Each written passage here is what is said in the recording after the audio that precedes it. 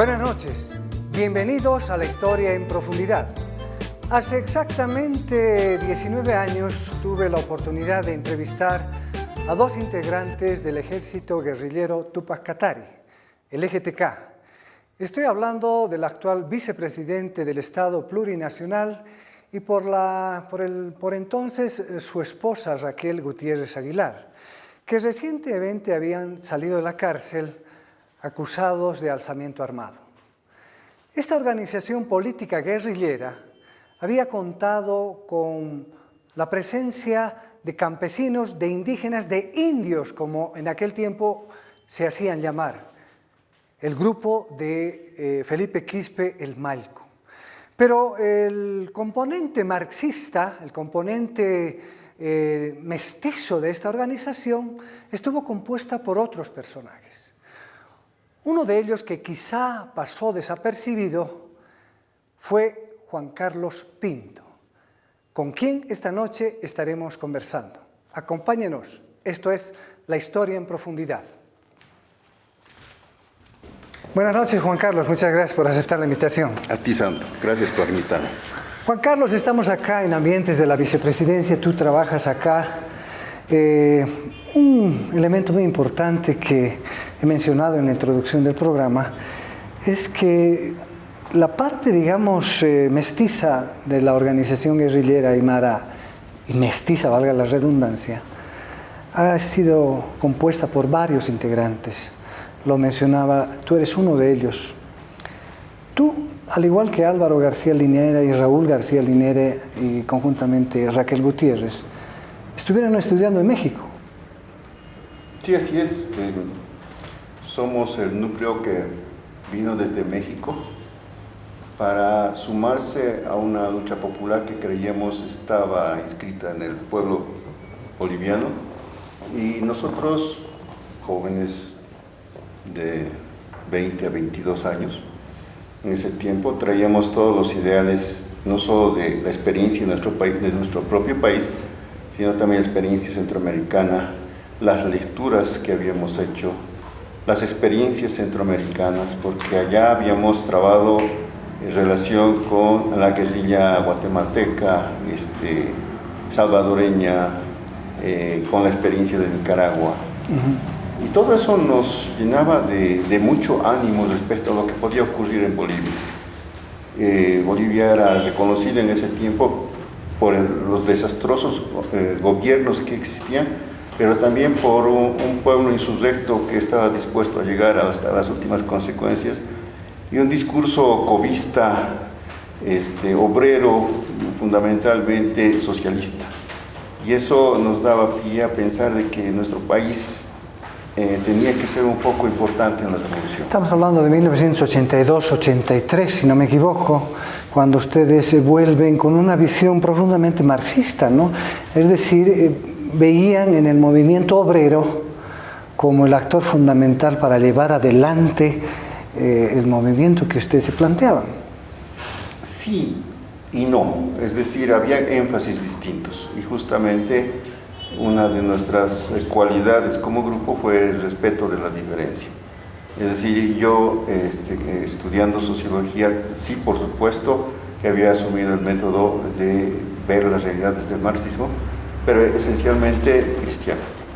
Es decir, desde la perspectiva mía, el tema del prójimo, el tema del proyecto de transformación de la vida para permitir un mundo mejor, desde la perspectiva de los cristianos, era mi motivación principal. Pero era respetado por los otros, era respetado en esa perspectiva.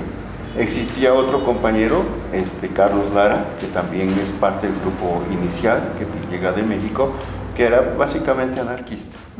Entonces éramos una suma de ideas que estaban unidos en torno a propósito de contribuir a un proceso revolucionario en Bolivia.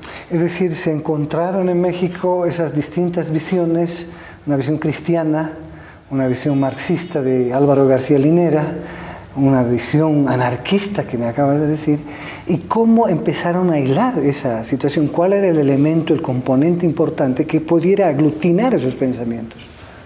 Bueno, quizás podría decirte inicialmente la sobrevivencia, porque en México nos encontramos a estudiantes bolivianos que estábamos bajo diferentes circunstancias, algunas veces algunos familiares, otros por trabajo, por la situación que vivía el país. En mi caso, por ejemplo, además de la circunstancia familiar, de que mi padre buscó alejarme de un deseo que yo tenía en esa edad, a los 18 años, de ser sacerdote, que no fue de su gusto. ¿Quería ser cura? Sí. Entonces aparecía allá en esas circunstancias y buscando también mis propios caminos. Y mis caminos me llevaron otra vez a encontrarme con otros sacerdotes, otras religiosas, pero que venían escapando de la guerra de El Salvador, de la guerra de Guatemala, de las que aprendí mucho. ¿Cómo te conociste con el actual vicepresidente? Él estudiaba matemáticas, si no me equivoco, ¿no? ¿Y tu sociología en la UNAM? Sí, lo que pasa es que nosotros hemos estudiado juntos el colegio. Ah, son compañeros Somos compañeros de colegio. ¿En Cochabamba? En el Colegio San Agustín de Cochabamba, desde el primero de intermedio en ese tiempo, o sexto de primaria hoy. Fuimos compañeros hasta el bachillerato. Ajá. Salimos juntos del bachillerato. En realidad, en la época de colegio ya teníamos diferencias en relación a mirar la realidad. Por supuesto, yo podía tener una mirada crítica, pero no había estudiado en la intensidad que lo hizo siempre Álvaro, el marxismo, la perspectiva de los autores europeos, Lenin, etcétera, etcétera.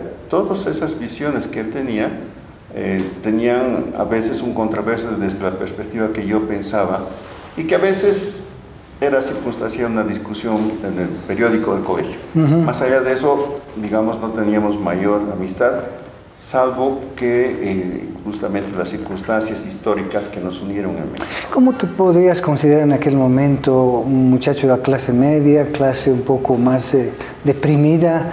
¿Cómo un muchacho puede viajar a México en aquel tiempo?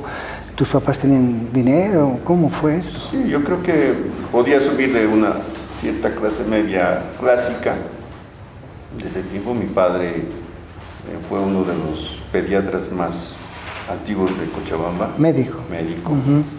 Entonces, de esa manera también accedí al Colegio San Agustín, pero este colegio tenía la particularidad, además de otorgar becas a alumnos que tenían mayores posibilidades de rendimiento intelectual. Y entre ellos estaba justamente Álvaro también, ¿no? Es decir, él provenía de una clase media, pero tampoco tenía muchos recursos como para acceder. El colegio les dio esa posibilidad y nos unió a diferentes tipos de personas en ese espacio académico de estudio, como fue el Colegio San Agustín, que permitió que personas con exigencias y motivaciones académicas pudieran rendir mejor. Ahora, volviendo a México, bueno, ya se conocían con Álvaro, ¿cómo empiezan a relacionarse? ¿Cómo empiezan? Porque allá también hubo una formación política, incluso ya había un grupo más radical, ¿no? Sí, bueno, yo entré a estudiar sociología y decidí en ese tiempo que había otras formas de abordar y de transformar la realidad que siendo sacerdote. Entonces entré a estudiar sociología, empecé a trabajar también y nos encontramos con Álvaro circunstancialmente y asumimos una relación de amistad, de compañerismo, al que se sumaron otros bolivianos que estaban allá. Íbamos a algunos debates porque allá estaban también muchos exiliados. Bolivianos, ¿no? Miristas, PC1, etcétera, que hacían circunstancialmente algunos debates. René Zabaleta, que también creo que estaba por allá. Sí, pero bueno, este era un nivel más estudiantil, ¿no? De militancia en el que se iba, se debatía algunas ideas y listo. Entonces nosotros hicimos un grupo de estudio también, en el que además de los bolivianos, éramos como 4 o 5 bolivianos, estaban 2 del ERP argentino que estaban exiliados, estaban 2 salvadoreños, habían 3 mexicanas, y entonces en esas circunstancias hicimos un grupo muy rico de discusión y debate marxista. porque el tema central del marxismo y la experiencia de la Revolución Centroamericana. ¿Todavía no se les pasaba por la cabeza la realidad boliviana, formar un grupo? Siempre se nos pasó por la cabeza la realidad boliviana, es decir, siempre pensamos en clave boliviana lo que estábamos estudiando. Pero digamos, tu perspectiva era convertirte en un sociólogo, ser de repente profesor o un investigador en alguna ONG, qué sé yo, tenías que realizarte profesionalmente. De hecho, sí, de hecho nuestra perspectiva era estudiar, fortalecernos y quizás muy en el futuro pensar cómo íbamos a aportar. Pero no veíamos cómo el desenlace de lo que ocurría en el país nos iba a jalar tiempo después a tomar posición. Ese jalón, digamos, les interrumpió la carrera. ¿Terminaste la carrera tú? No. Álvaro tampoco, y bueno, me imagino que Raquel Gutiérrez tampoco, ¿no? Pero ya habían sido consumidos, digamos, por el pensamiento marxista y la revolución. Sí, creo que los 4 bolivianos que volvimos, incluido Carlos, dejamos los estudios, en momentos distintos volvimos y solo volvimos con nuestros libros. O sea, dejamos la ropa, la vendimos las camas que teníamos y volvimos con un ahorro y los libros por todos lados. ¿Tú dejaste la sotana definitivamente? No, definitivamente. bueno, nunca te has debido poner. Pero el espíritu siempre se mantuvo, o sea, siempre ha sido mi motivación central. Pero dijimos, es tiempo de mostrar de que lo que hemos aprendido puede ser un aporte también a un proceso que quizás ya está en marcha. En Bolivia debe haber gente que está pensando transformar la realidad. Está candente este tema, la situación de la UDP estaba en su momento más crítico respecto a la realidad, las movilizaciones. Entonces dijimos, debe haber gente en la izquierda que se esté proponiendo transformaciones reales en el país. Estamos conversando con Juan Carlos Pinto, él es uno de los integrantes quizá desconocidos del EGTK. Al volver vamos a continuar conversando y vamos a ver cómo es su llegada acá a nuestro país.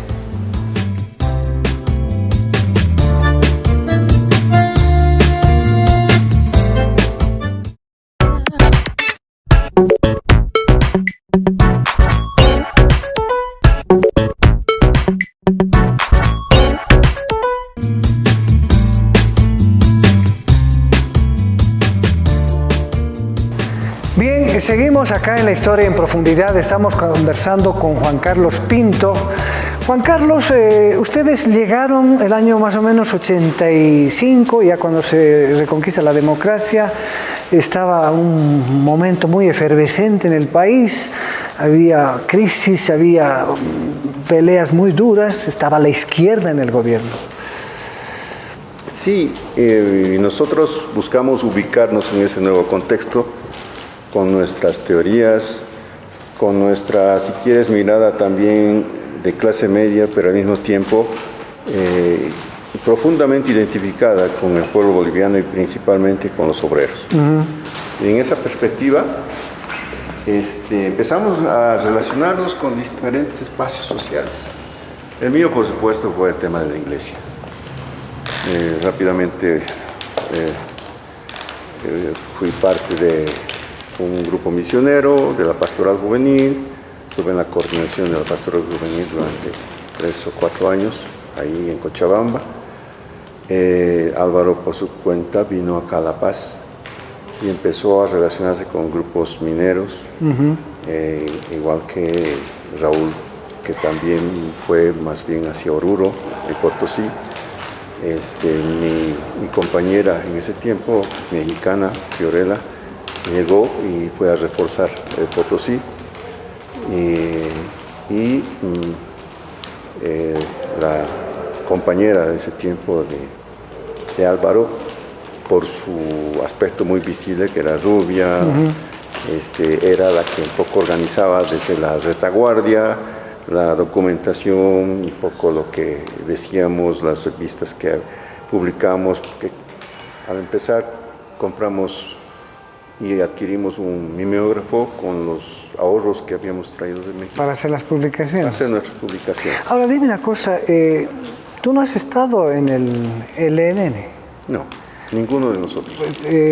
Tu visión con Néstor Paz Zamora, ¿cómo fue? Porque Néstor también tenía una visión cristiana de la revolución, de la lucha de clases. Sí, pero la mía en particular estaba relacionada con la teología de la liberación, quizás con los atisbos que hacía Néstor en ese tiempo, pero también con el marxismo. Y asumimos que la vanguardia no es la clase media, la vanguardia es el movimiento proletario, y en esa dimensión que habíamos conocido, la experiencia guatemalteca, asumimos que lo indígena originario iba a jugar un papel fundamental en las transformaciones. O sea, bueno, ustedes eran marxistas, digamos, la visión que tenían que quien debería llevar adelante la revolución eran los obreros. Teníamos una larga tradición, la revolución del 52, llevada adelante por los obreros, y ya se les había cruzado la mente del movimiento indígena. Claro que sí.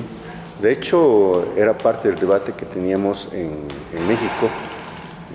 Álvaro introdujo mucho a la discusión sobre Mao, la guerra popular prolongada, la gran insurrección campesina justamente después de la derrota obrera que hubo en China, y fue teóricamente ese el abordaje, pero prácticamente es conocer un poco a quienes en Guatemala el ejército guerrillero de los pobres, que fue una de las organizaciones pioneras en empezar a fusionar el marxismo con esta idea indígena originaria, en esta perspectiva de repensar el marxismo desde América Latina y hilarse con la idea de Mariátegui también, claro, en esa perspectiva.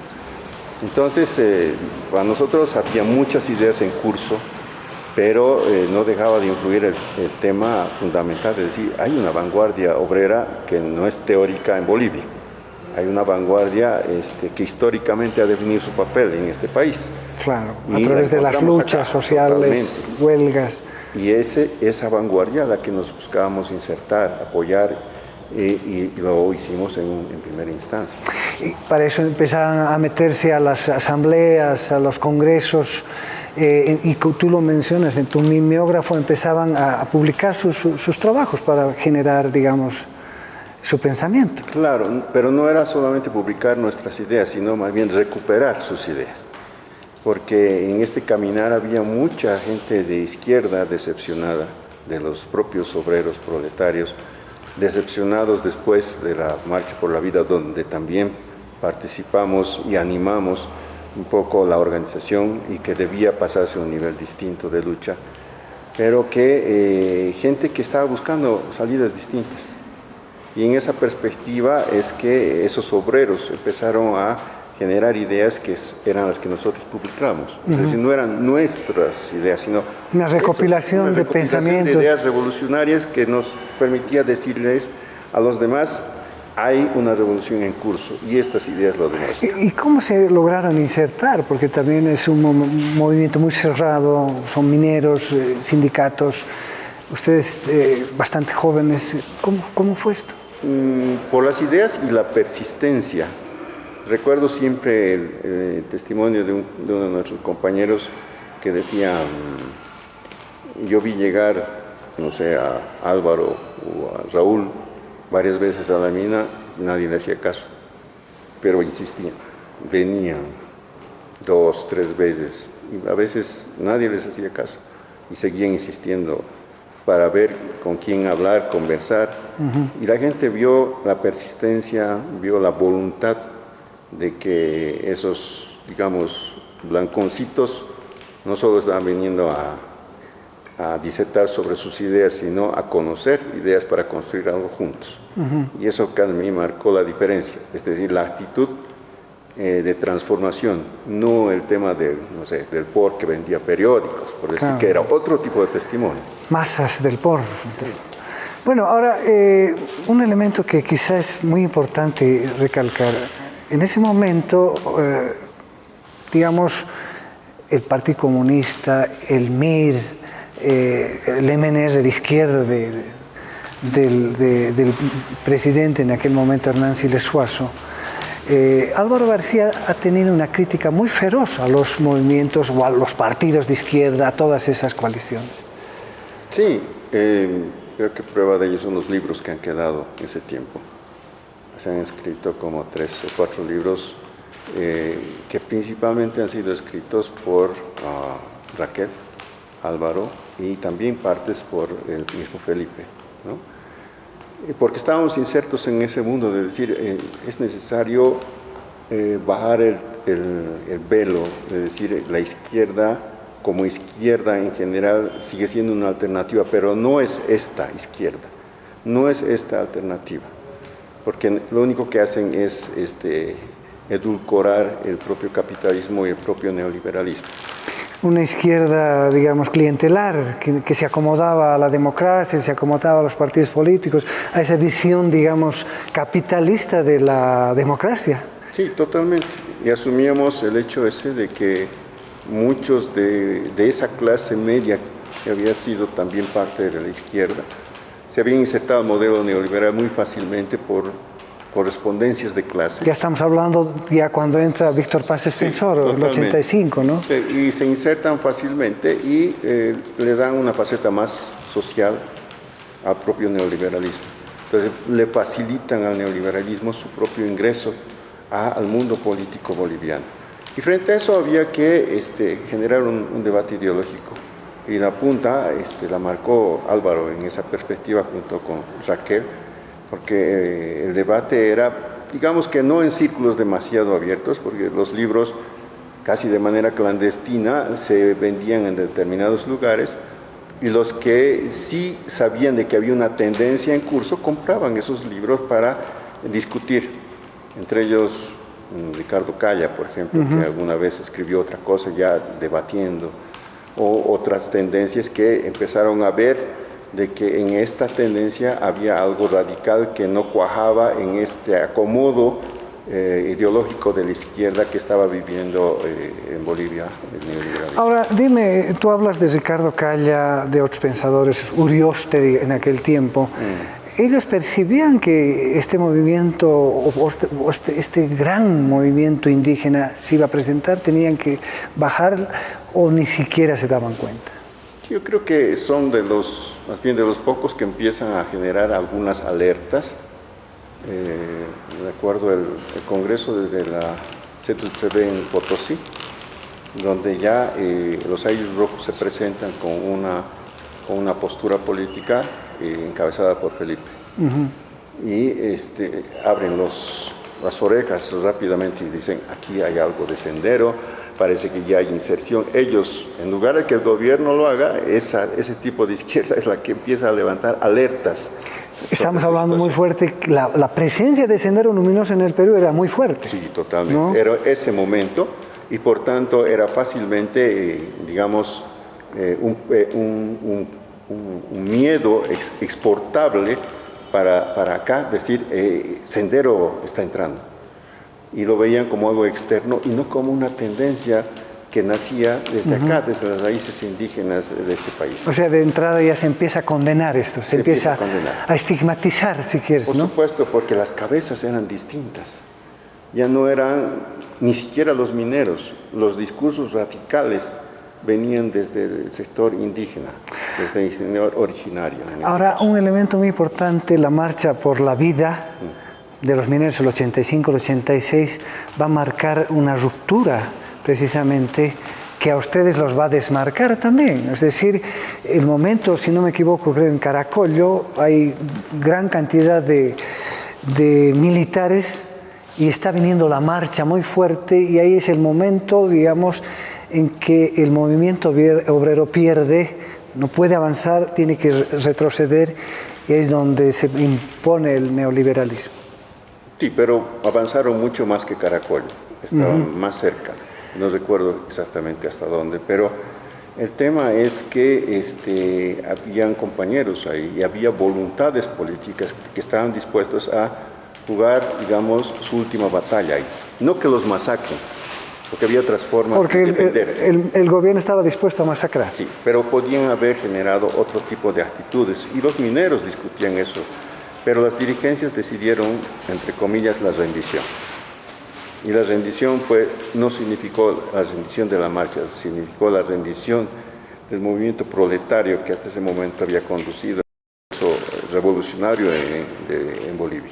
Ahí se produce precisamente, ya a nivel teórico si quieres,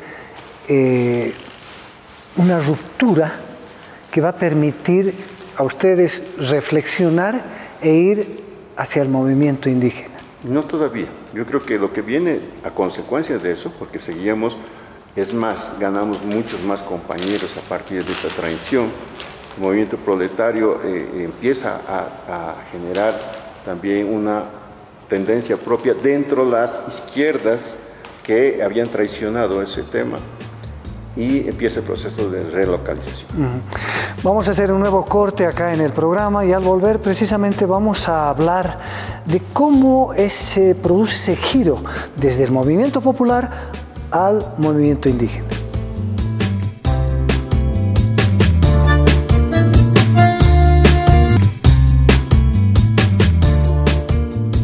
Seguimos acá en la historia en profundidad. Estamos conversando con Juan Carlos Pinto. Él es uno de los miembros del EGTK. Juan Carlos, estamos entrando a una sala muy importante que es la sala de vicepresidentes de la República y presidentes del Congreso, ¿no? Muy bonita esta sala. Allá vemos también otro cuadro donde está Simón Bolívar, Tupac Katari, si no me equivoco, Juana Zurduy. Y bueno, aquí me llama la atención, están todos los vicepresidentes en blanco y negro y el vicepresidente actual, Álvaro García Linera, en colores. ¿Será que esta es la época negra de la historia boliviana y esta es la época, esos tratan de decir acá en la vicepresidencia? No, posiblemente un momento distinto, más que incinerar a los otros, es un poco aprender de que nuestra historia ha tenido más desventajas para la mayoría y por supuesto nuestra historia de hoy es posible gracias a la guerra, a la pelea, a la lucha de los pueblos que existía en cada uno de estos gobiernos. Bueno, era mi pequeña observación. Sigamos conversando, Juan Carlos. Estamos ya en la época de Hernán Siles Suazo, ya se han organizado acá, todavía no se dan a conocer como un grupo. ¿Cuándo empiezan a radicalizarse? Bueno, ¿cuándo deciden tomar las armas? Porque una decisión debe ser muy complicada esa. Primero había que mostrar que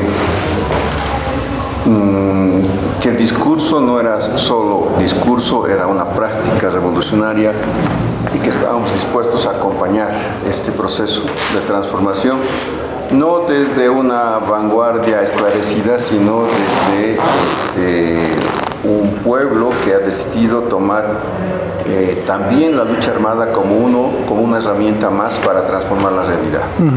Es decir, la lucha armada en sí misma es una lucha política. Y la lucha política es la primera que hay que dar en el discurso, en el debate ideológico. Por eso el debate con la izquierda. Por eso el acto de convicción de los mineros y de acercamiento de muchos sectores mineros en relación a lo que se estaba planteando. Entonces, las células mineras son un acto que va coagulando esta certificación, esta certeza que tenían sectores mineros de continuar la revolución, a pesar de las derrotas sufridas. Ahora, Álvaro García Linera, entiendo de que empieza a escudriñar, digamos, los escritos de Karl Marx acerca de la presencia de los campesinos como movimiento, digamos, importante para llevar a la revolución. Uno empieza a leer los cuadernos Kovalevsky y se empieza a interesar en este nuevo, digamos, protagonista. Digamos que el interés, ya te comentaba, venía un poco desde antes por la práctica misma del ejército guerrillero de los pobres de Guatemala, que nosotros estudiamos y vimos de que esto tenía una relación fundamental también con los estudios teóricos de la comuna rural rusa, por ejemplo, donde se decía, hay espacios dentro del propio capitalismo no abarcados por el capitalismo y que son comunitarios y que son la base del socialismo que quisiéramos. no es necesario que el capitalismo destruya a la comunidad para generar capitalismo de mercado para recién pensar en el socialismo. No, hay que quitar esa mirada etapista del proceso revolucionario y asumir que las comunidades, las identidades, los pueblos indígenas en sí mismos, al defender su identidad y su forma de vida, son un germen fundamental de la nueva sociedad socialista en la que estamos pensando, estamos soñando. Lo único que hay que hacer es recuperar y cazar esta idea de la revolución proletaria junto con esta idea comunitaria de construcción de la sociedad para hacer justamente esta transformación. Creo que Bolivia estaba ofreciéndonos un escenario en esa perspectiva, es decir, un proletariado con tradición revolucionaria y un pueblo indígena originario que nunca había dejado de combatir, de luchar por sus derechos, pero que al mismo tiempo la gran contradicción era que los mineros siempre los veían como el furgón de cola. Nunca los habían tomado en cuenta de verdad. Y eran más bien los indianistas los que se habían reivindicado a sí mismos para convertirse en protagonistas de esta lucha. Es decir, no es que solamente que los mineros decayeron con la relocalización, sino que el movimiento indígena ya había empezado a superar con Federación Sindical Única de Trabajadores Campesinos. Estamos hablando ya del protagonismo del Mailku, Así es. Que los lleva a las comunidades, a todos ustedes, los, recibe, pero previa, algunas pruebas que tienen que realizar, ¿no? Sí, pero históricamente estamos hablando desde la ruptura del pacto militar campesino. Estamos hablando de justamente esta tendencia indianista en la que estaba Felipe, que siempre había sentado la semilla de la rebeldía en las comunidades aymaras en particular, y que le había generado el prestigio que tenía como líder, Felipe en particular, y los indianistas que todavía recorrían las comunidades en esa perspectiva. La visión del Mailku era la mirada de Túpac Katari, era una visión muy radical y precisamente era tomar el poder a través de las armas. Y ustedes tienen una visión más académica marxista. ¿Cómo se fusionan esas dos visiones? Creo que el marxismo te está planteando también que la lucha armada es siempre una opción en la lucha dentro del capital. No te dice todas las formas de lucha son políticas, te dice, y la lucha armada es una más. Pero finalmente tienes que asumir que después de la lucha armada va a continuar la lucha política. Vamos a continuar haciendo política y eso es un proyecto revolucionario, un proyecto de sociedad. Finalmente las armas son un instrumento cuando han quedado fuera todas las otras posibilidades de participar, de hacer posible un país donde todos tengamos posibilidades de aportar. Y nosotros asumíamos que Bolivia era un poco esa situación, estaba en esa situación. El ELN y sus fracciones tenían una visión también crítica, pero eran otra forma de mirar.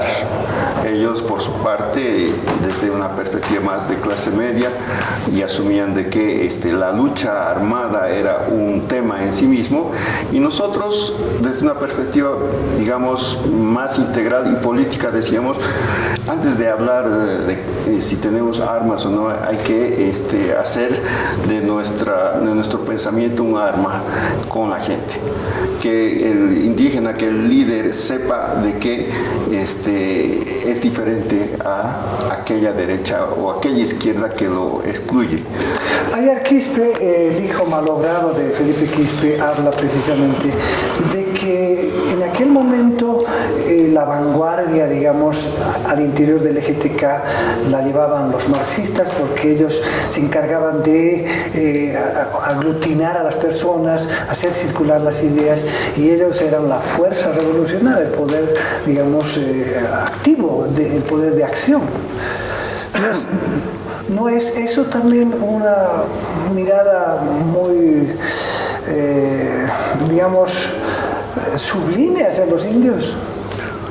En realidad hay visiones distintas sobre esta posición. Ayar en particular no fue nunca activo militante, sino a través de su padre, por una parte, ¿no? Y estuvo presente y estuvo escribiendo, tenía sus propias perspectivas, pero siempre manifestó su desconfianza. Eso sí es un hecho. En cambio, Felipe, digamos, con mucha experiencia de lucha y de relación, tenía una relación muy, si quieres, fraterna con todos nosotros, de respeto a nuestras propias ideas, y fundamentalmente el hecho de decir, él buscaba cómo íbamos a apuntalar la participación indígena originaria. Ese era su propósito. Que los obreros se ocupen de su sector, déjeme a mí con mi sector, y estos compañeros que quieren escribir, escriban para los intelectuales. O sea, no había competencia, había complementariedad, y creo que ha sido parte de los éxitos y la importancia de la interculturalidad en un proceso como este que se estaba construyendo. Nuevamente vamos a hacer otro corte y al volver vamos a entrar ya de forma directa a un poco que nos cuente Juan Carlos qué hacía él dentro del EGTK.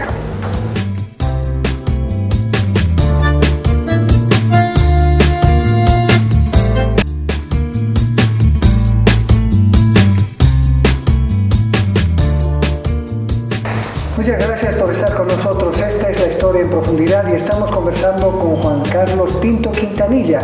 Juan Carlos, el tiempo nos va a comer, como dicen vulgarmente. Juan Carlos, tú en Cochabamba estabas también, porque eres cochabambino, has estado organizando el EGTK allá también. ¿Qué hacías y cuál era tu nombre de guerra? ¿Tenías algún nombre de guerra?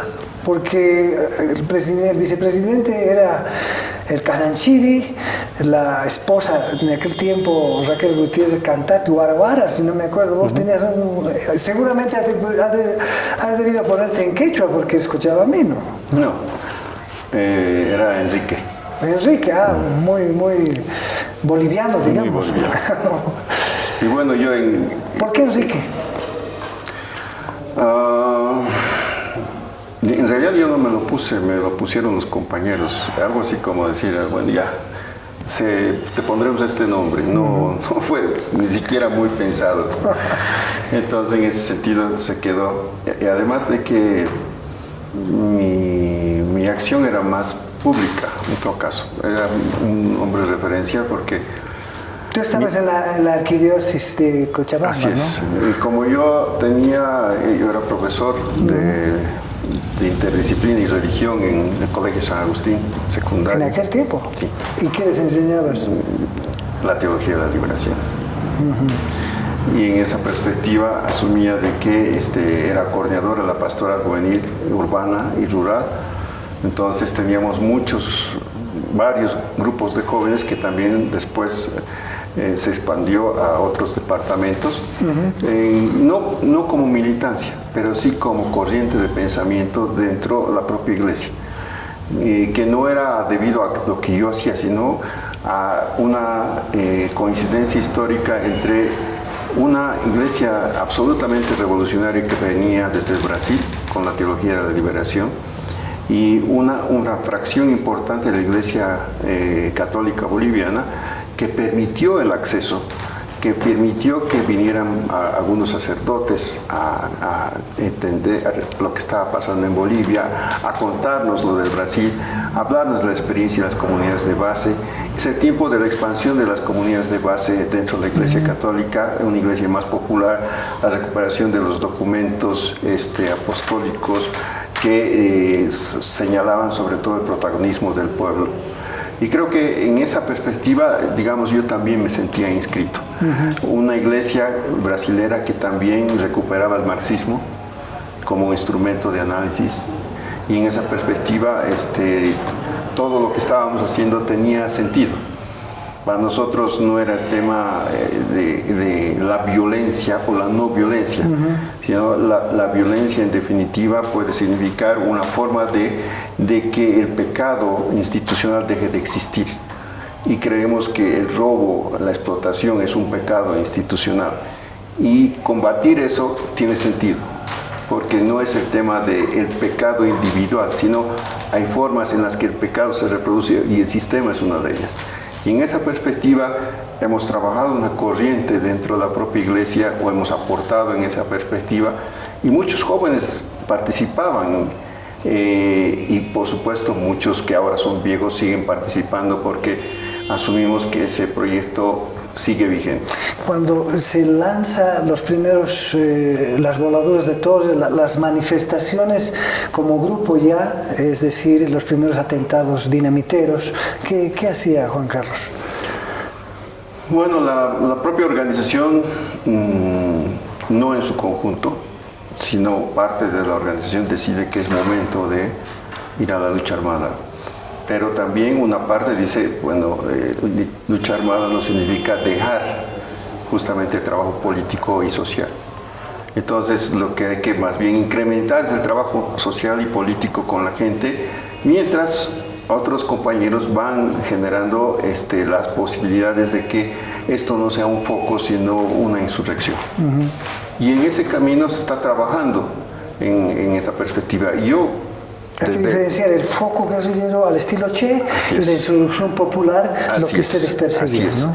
Entonces, en esa perspectiva, mi aporte era un poco en esa perspectiva el tema de la formación, el tema de generar dentro de la propia iglesia y las iglesias, porque también teníamos relación con otras iglesias, este pensamiento crítico dentro de la iglesia que nos motivaba, además la experiencia de Nicaragua, de El Salvador, es decir, hay cristianos que han arriesgado su vida por lo que creían, y lo que creían era transformar esta realidad, este capitalismo, este mundo de mercado. Y en esa perspectiva vale la pena pensar de que el mundo que estamos soñando, el reino de Dios del que estamos hablando, es posible solamente si participamos. Ese es el compromiso que nos motivó y nos llevó justamente a algunos no sé, exilios, escapes, salir de sus familias y algunos a la cárcel. Por entonces ya se decidieron lanzar la lucha armada, pero más antes hubo recuperaciones, y sobre todo una muy destacada en la Universidad de San Simón de Cochabamba. ¿Tú participaste en esto? No, teníamos grupos compartimentados que se ocupaban de hacer ese tipo de acciones, y otros hacían el trabajo político, es decir, unos no se enteraban de lo que se hacía. Solamente el trabajo político, y podíamos intuir de que era una acción, digamos, de la misma organización, pero teníamos un nivel de compartimentación y responsables por áreas que permitían eso. ¿Algún atentado que hicieron a alguna sede de algún partido político? No he participado en atentados, he participado en acciones políticas que han permitido propaganda política en algún sentido, en algunas comunidades donde he ido a hablar, hemos ido a comunicar, en espacios y talleres de formación cerrados con compañeros a los que yo he explicado también posiciones sobre la realidad, sobre la historia, e incluso en otros sectores como cristianos que también no eran precisamente militantes, pero a los que se les daba un discurso subversivo, en el sentido de que normalmente no se da. En aquel tiempo, luego de la lucha armada, viene, digamos, la catástrofe. Raúl García Linera es atrapado por el aparato de inteligencia, lo atrapan, luego cae el Malco, luego cae Álvaro García Linera. ¿Dónde te agarran a vos? Bueno, yo soy el último de la cadena, y asumí de que, a pesar de que mis compañeros estaban cayendo en esa situación, yo tenía muy buena cobertura. O sea, porque siempre me había desenvuelto en el campo legal como profesor, como miembro de la pastoral, y en esa perspectiva prácticamente van y me capturan en el colegio donde yo trabajaba. Yo no había escapado, a pesar de que ya conocía, porque yo asumí de que no podía no podía llegarme, y fue una ingenuidad de mi parte esa situación. Voy a volver a Ayar Quispe, que Ayar Quispe en su libro Los Tupacataristas Revolucionarios habla de que Raúl García Linera los había vendido a todos ustedes. ¿Eso es cierto o no? No es cierto. Pero sí te puedo decir algo, que nosotros también habíamos discutido en alguna reunión, en la perspectiva de decir, toda persona que cae y es sujeta a tortura tiene un límite. Y eso, aquí no hay héroes, porque los héroes están muertos. ¿Te torturaron? Sí. Y entonces, cuando ocurrió esto, es que podemos pensar de que Raquel, que fue la penúltima en caer, no resistió. Claro. Y dijo mi nombre. Y quiso suicidarse en algún momento. Entonces, nunca hubo culpas, digamos, en ese sentido, sino reconocimiento de que había un límite. Y bueno, y a veces para liberarse de esa situación tenía que decir algo. Y me tocó caer. Tú has estado 5 años en la cárcel de San Pedro, acá en La Paz. Te has convertido en un carcerólogo, dicen algunos escritos, es decir, no un carcelero, ¿no? Es decir, un especialista en cárceles, es un estudioso de la cárcel. ¿Cómo fue esto? Pues resulta que cuando yo caí en la cárcel y bueno, empecé también mi labor organizativa en la cárcel. Y descubrí que la cárcel también es un mundo comprimido de lo que es Bolivia, donde la comunidad existe, donde el liderazgo tiene las mismas pautas de las comunidades indígenas, donde el líder no solo es el dirigente de una organización, también es el padre, el que da consejos, el que aconseja a la familia. Entonces, era el mundo, digamos, que nosotros también pensábamos, pero en medio de los que, entre comillas, son delincuentes, ¿no? Y descubrí otra forma de relacionarme, de organización. Hicimos comunidades de reflexión bíblica en toda la cárcel. Fui delegado de la sección durante muchas ocasiones, sobre todo cuando había plata, porque la gente confiaba en mí. Y en las cárceles como San Pedro se administra plata. Entonces, para las nuevas construcciones y todo eso, muchas veces votaban para que yo sea el delegado. Y en esa perspectiva de continuar siempre, y tenía mis compañeros, porque éramos 6 en San Pedro, junto con Felipe también. Y me tocó vivir y establecer relación con Felipe y los otros compañeros del grupo Aymara en particular, el sector más obrero y proletario, junto con Raúl y Álvaro, estaban en Chonchocor.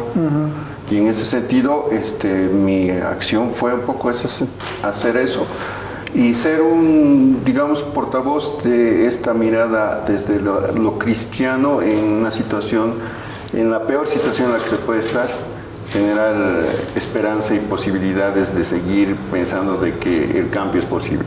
Juan Carlos, estamos viviendo ahora una democracia. ¿Cuál sería tu pensamiento final, digamos, a esa juventud que también en algún momento se anima a tomar las armas? ¿Es necesario en este tiempo levantar las armas? El pensamiento principal es que no deje de ser revolucionaria. Y las armas no son la revolución en sí misma. Las armas son un instrumento, el pensamiento es el revolucionario, el que es capaz de transformarse todos los días y seguir construyendo posibilidades, alternativas y horizontes de países distintos.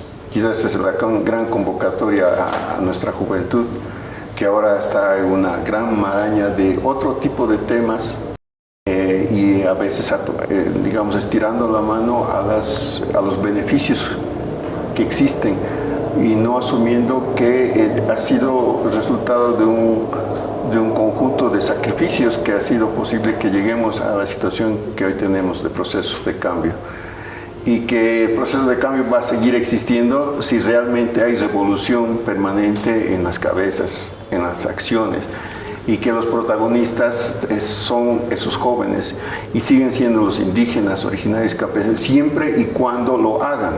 y que no sean solamente, no sé, una referencia teórica. Y eso es quizás la mayor enseñanza, es decir, puedes hacer teoría, pero la práctica permanentemente rebasa la teoría y hay que seguir construyendo los mundos distintos que hagan posible un mejor país. Bien, muchas gracias, Juan Carlos. Ese fue la mirada de Juan Carlos Pinto Quintanilla, un componente quizá desconocido del EGTK en los años 80 y 90 en nuestro país. Juan Carlos, muchas gracias por recibirnos acá en la vicepresidencia, agradecer a la gente, al vicepresidente por abrirnos las puertas de este importante lugar. Gracias, Juan Carlos. Gracias. Muy interesante estaba. Muchas gracias.